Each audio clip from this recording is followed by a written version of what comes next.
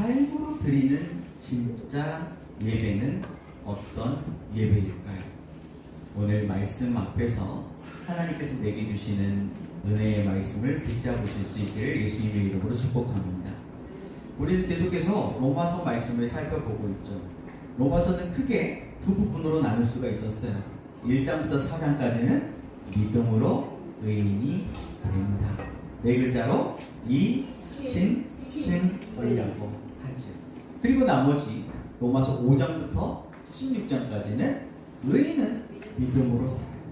의인이 믿음으로 살기 위해서는 뭐가 필요해요? 지난 시간에 우리가 살펴본 것처럼 마음이 변화를 받아야 돼. 마음이 변화를 받아야 돼. 너희는 이 세대를 본받지 말고 오직 마음을 새롭게 함으로 변화를 받아. 마음이 변화되어야 되는데 그 마음이 어떻게 변화되어야 돼요?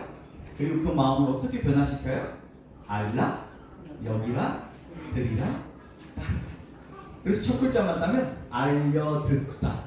이게 아이들 버전이 더 맞는 것 같아요. 알려듣다. 근데 저희 스승님의 버전으로 하면 신, 수, 감, 수. 신, 신뢰. 수, 수용. 감, 감사. 순, 순종의 마음. 신수감순의 마음으로 변화를 받아야 됩니다. 신수감순의 마음으로 변화를 받게 하나님께서 도우신다는 이야기가 바로 5장부터 16장까지 이야기인데, 요걸 조금 더 줄여서 또 5장부터 16장을 두 개로 나눈다면 1장부터 11장까지는 그런 내용, 이론편이라고 할 수 있고, 12장부터 16장까지는 이제 우리의 삶 속에서 구체적으로 어떻게 적용하고 실천할 것인가, 실천편이라고 할 수 있겠죠. 그럼 그 마음, 신수감순의 마음으로 변화를 받아서 이제 그 변화된 그런 마음을 지키면서 우리 삶 속에서 살아가려면 어떻게 해야 되느냐?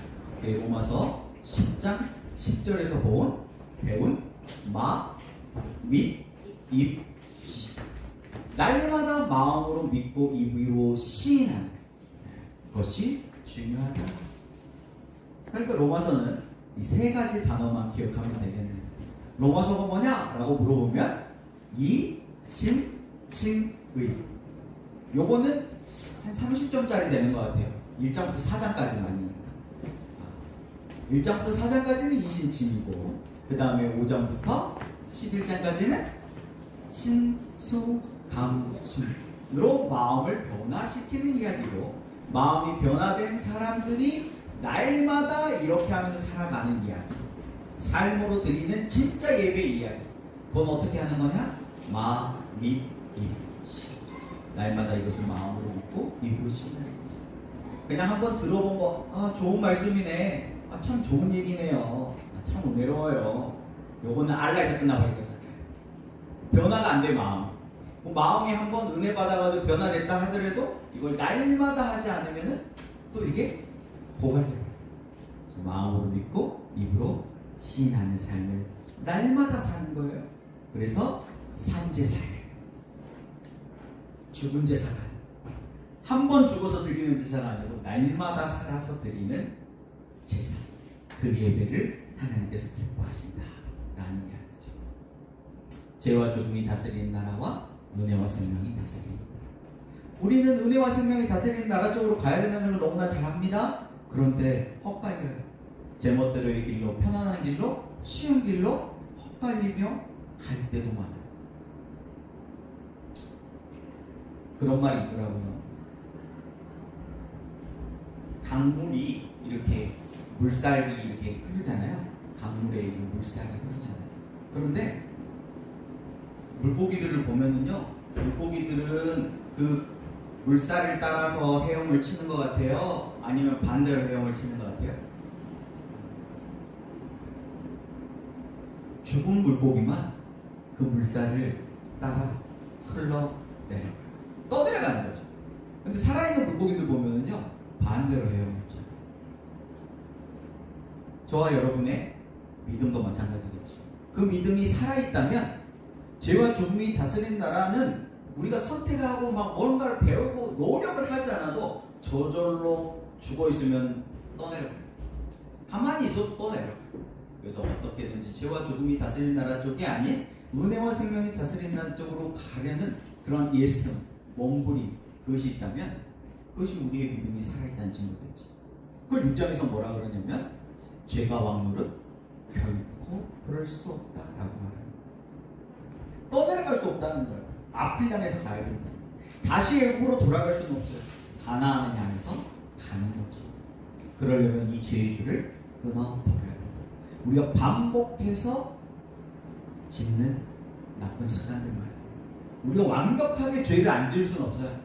그러나 반복해서 우리가 이미 알면서도 짓는 죄 말이에요. 그것들을 끊어버려야 된다. 그리고 그 죄의 줄을 끊고 한 번 더 은혜를 선택하는 거예요. 그러니까 그 은혜가 쌓이니까 어때요? 그 은혜가 죄를 이기더라는 거예요. 그 은혜가 우리의 자아, 우리의 고집을 꺾더라는 거예요. 그리고 우리의 욕망, 우리의 욕심도 이기더라는 거예요. 왜? 우리의 마음이 변화돼요. 우리의 생각이 변화돼요. 우리가 그 쓴뿌리라고 말하는 거, 늘 묵상하는 거, 그 상처. 그 상처 때문에 상처 주잖아요. 그 못 이길 줄 알았는데 은혜가 쌓이니까요. 그 은혜가 이기더라는 거예요.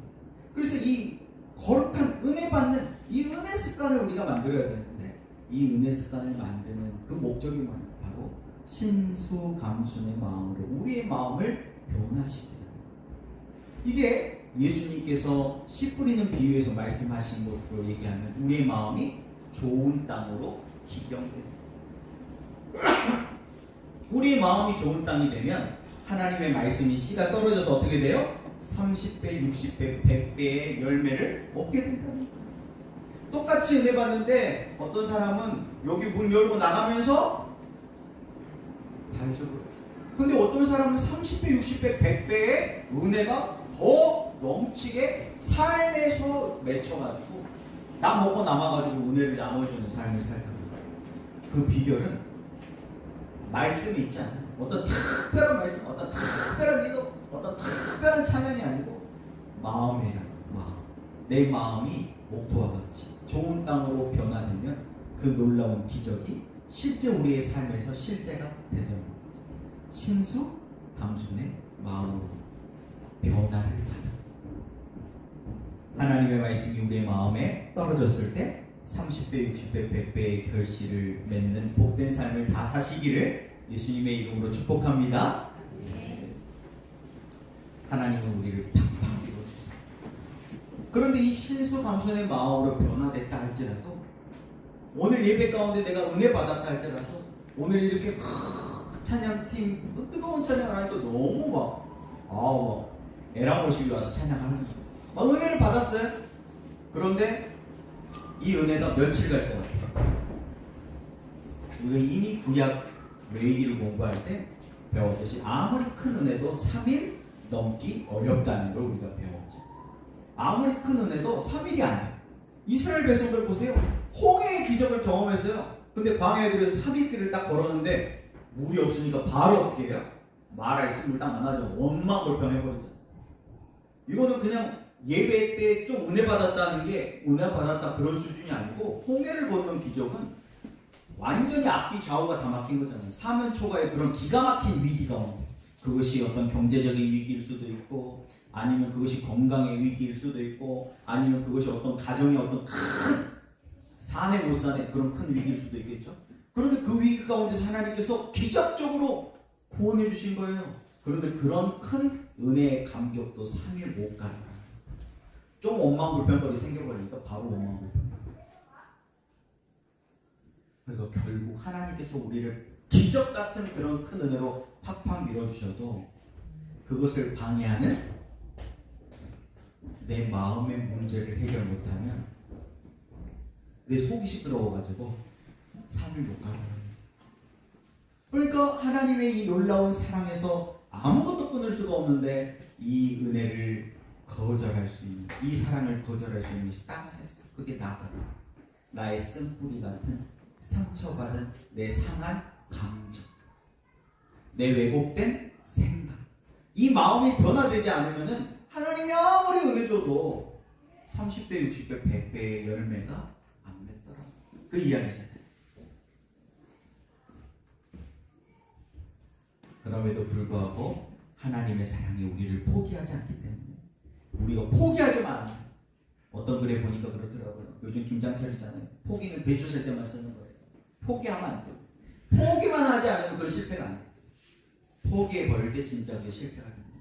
하나님 우리를 포기하지 않기 때문에 우리가 한 번 더 은혜의 자리에 나아가리라.